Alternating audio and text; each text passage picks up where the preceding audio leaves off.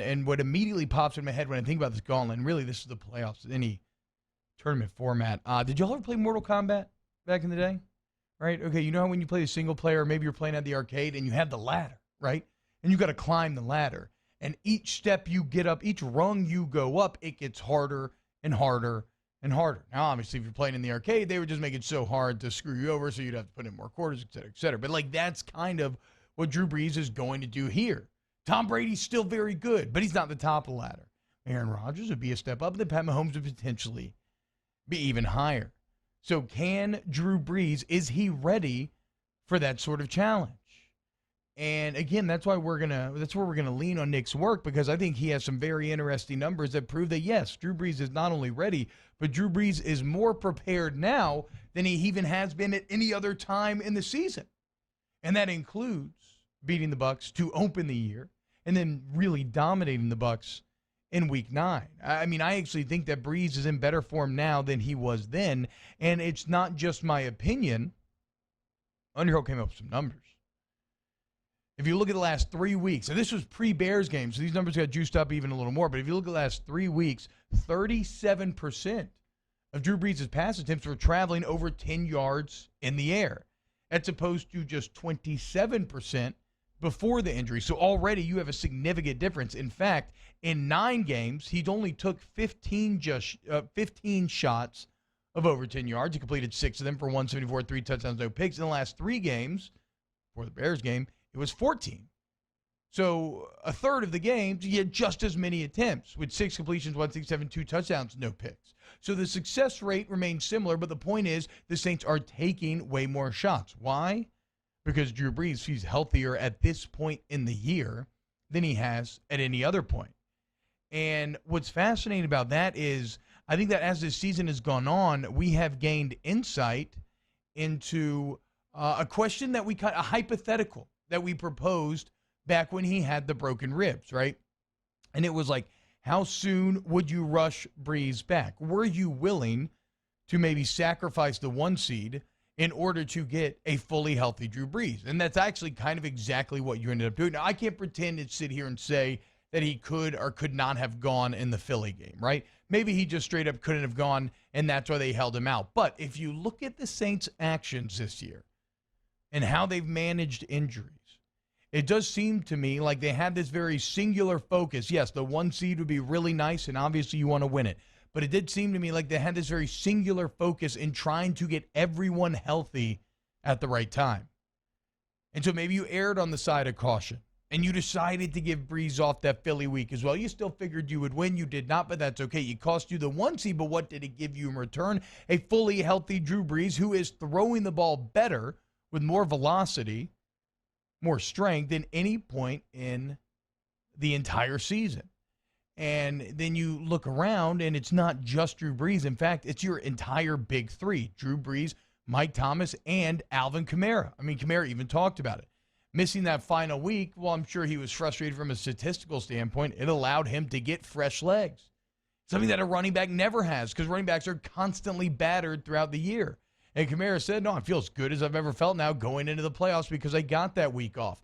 Mike Thomas, obviously, as healthy as he has been all year. I'm not going to say he's 100%, but he's as close as he could be, given the nature of his injuries this year. And the same thing for Drew Brees. So, again, you have such a forward-thinking management of the personnel from Sean Payton and the Saints front office and the training staff and everybody else who makes these sort of decisions, right?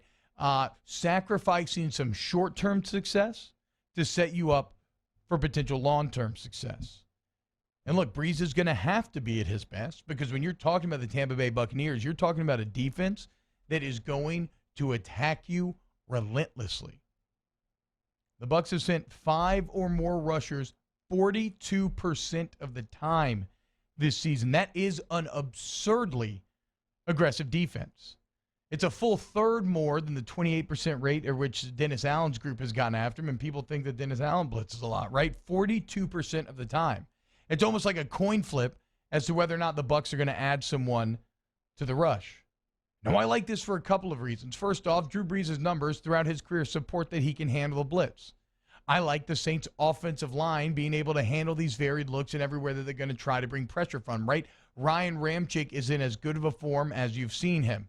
Teron Armstead, while it does look like he's maybe battling some things, is in as good of a form as you've seen him. If the Bucs are going to affect Drew Brees, the interior is going to be where the potential problems arise.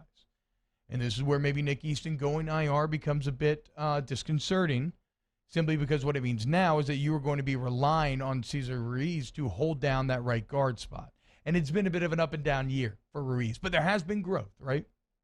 And so now you just have to ask the rookie to try to step up most when it matters most. You know, McCoy is going to do his job. Pete can obviously be a bit of a mixed bag. So really, when you're talking about the offensive line, you're talking about handling this blitz, I think the keys are going to be the interior holding up, and then Drew Brees will take care of the rest, like he has done his entire career. So even if you get to Brees, I think he can still beat you. I'm not sure if the same can be said for Tom Brady. As you prepare to face Tom Brady for round number 3, again, there is no bigger key to stopping him than pressure. And this is not unique to Tom Brady, but because of how incredible he is, it's been a common denominator throughout his entire career, right? He has been borderline unstoppable. And all quarterbacks get worse under pressure for the most part. Brady is no different. It's just that it might be the only way to stop him when you look at his career. The defensive line, make no mistake, in my opinion, it is why you won those first 2 games. I mean, especially the Week 9 matchup where Brady's one of the least sacked quarterbacks in the league, and you sacked him 4 times that week, that game alone. You sacked him 4 times. You hit him 9 times. And do y'all remember what he looked like by the end of that game? I mean, he was panicky. He was throwing that ball up, throwing it around, just trying to get it out of his hand, trying to save his body, trying to save hits. And I love this line from Nick. If you get to him, he will look his age. Tom Brady has done an all-time job, a masterful job, a borderline unthinkable job against fighting against nature and the laws of God and fighting against Father Time. However, no matter how invulnerable someone looks, there's always a crack in the armor, right? There's always something to exploit. And the bottom line is that if you get to him, you can finally make him look a bit like the 42-year-old that he really is. He has completed, if you look at the last 2 years, too, this is not unique to this year. If you look at the last 2 years, 2 years ago, completed just 34% of his passes when pressured. This year, it's just 42.8%. A little feather in Drew Brees' cap. In similar situations this year, what is Drew Brees doing? He's completing 58% of his passes. It's one of the reasons why you feel so good about him being able to beat and overcome that hyper-aggressive attack out of Levante David, Devin White, and Tampa Bay. I think another reason why Tampa Bay is hyper-aggressive is because their weakness defensively lies in the secondary. And so their solution to that problem is, well, let's speed up the clock. Let's get to the quarterback, and the secondary won't have to cover as long. So again, Brady completing just 42%. In fact, if you look, as Nick alluded to, Brady's been forced out of his spot 55 times this season and completed just 45 passes in those situations. So it starts with the pass rush. And that's why whether or not Trey Hendrickson is available is going to be so huge, because he whooped Devontae Smith's ass last game, and you'd hope that he could do something similar. If he can just get half that production, that would be great. I love seeing Sheldon Rankins get on the sack last week. We all know what Onyemata has done all season long. Cam Jordan's been a bit quiet, but I mean, who would be fool enough to doubt Cam Jordan in the biggest games when it means the most? Who wants to get to Tom Brady more or win this game more than your captain, Cam Jordan? Nobody. So it starts with the defensive line. And one of the reasons why they're going to be so impactful is because they're going to help to shut down the weapons that Tampa is bringing to bear. And here's where we arrive at the wild card in all of this. And maybe the single most concerning point in all of this, and that is the Antonio Brown factor. He is an element that was not available at all week 1. And week 9, it was his first week on the team. And if you just look at his game log, that is not the same Antonio Brown now that you were getting in week 9. In fact, the last 3 games, he's caught 4 touchdowns. I think he's right around like 20-something catches, almost 300 yards. The bottom line is Antonio Brown is starting to look like Antonio Brown, and the improvement has been week to week. That's a bit concerning. So, again, that's why pass rush is so important. But it's also why that secondary is going to have to step up. You know Marshawn Lattimore is going to dominate Mike Evans, or at least you've come to expect that. You almost take that as a given. Interestingly, Antonio Brown has been used more on the outside than the inside. I thought they would maybe put him in that slot and let him go to work there. No, the Bucs have kept Chris Godwin in the slot, meaning that C.D. Deuce, although I think he will match up with Antonio Brown at the time, C.D. Deuce will mainly be on Chris Godwin. Again, you feel good about that. How about these numbers? Chauncey Gardner-Johnson has met up with Chris Godwin 22 times this year. He's D'd up Chris Godwin 28 times this year, giving up just 2 catches for 12 yards. So then it comes down to Jackrabbit, right? One of the guys that is viewed as one of the key pieces that put this Saints defense over the top. When you went from Eli Apple to Janoris Jenkins, it made a very big difference. And it will be on Janoris Jenkins to try to stop Antonio Brown this game.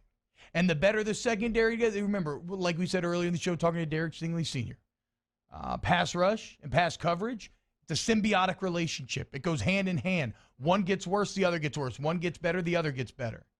And so if they can work in tandem and maybe Janoris Jenkins shuts down Antonio Brown and helps out the D-line, and then other plays the D-line gets to Tom Brady and helps out Janoris Jenkins, that's how everything will work. So if you're looking for keys defensively, obviously you start with the D-line, and then I would go to the secondary and I'd really focus in on Janoris Jenkins and Antonio Brown. The bottom line, though, is I like these matchups. I like these matchups because we've seen them play out before, and the Saints have consistently won them. And sure, whatever, it's hard to beat a good team 3 times, but guess what? It's hard to beat the 12-4 New Orleans Saints, who are NFC South champions and swept the division for a reason. Because this is their time. They are consistent. They are ready. They are not scared of this stage. They are at home. They are prepared to beat the Tampa Bay Buccaneers for a 3rd time, the same way they were prepared to beat the Carolina Panthers for a 3rd time just a couple of years ago. So don't go half-stepping. There's no fear allowed come Sunday, and there will be no fear on this New Orleans Saints team. On that, I can guarantee. Tampa, on the other hand, talk a big game. They're going to puff out their chest. We're going to learn if it's all talk or if they're really ready to challenge the New Orleans Saints. I do not think they are. We'll continue to break it down throughout the rest of the week. All right, when we get back here on OTBOT, let's look at the NFL as a whole, recap the playoff weekend that was, and also look, if you want to give me, your keys to the game, things that you think are interesting about this Tampa-New Orleans matchup, feel free to put them in the chat, and we will break those down as well. This is OTBOT here on 104.5 ESPN. Hey, I hope you enjoyed that video. If you did, go ahead and like and subscribe below. You want more great Saints content? We got it all here on Off the Bench Overtime. Check out these other videos, share with your friends, and let's grow the Who Dat Nation together. Who Dat?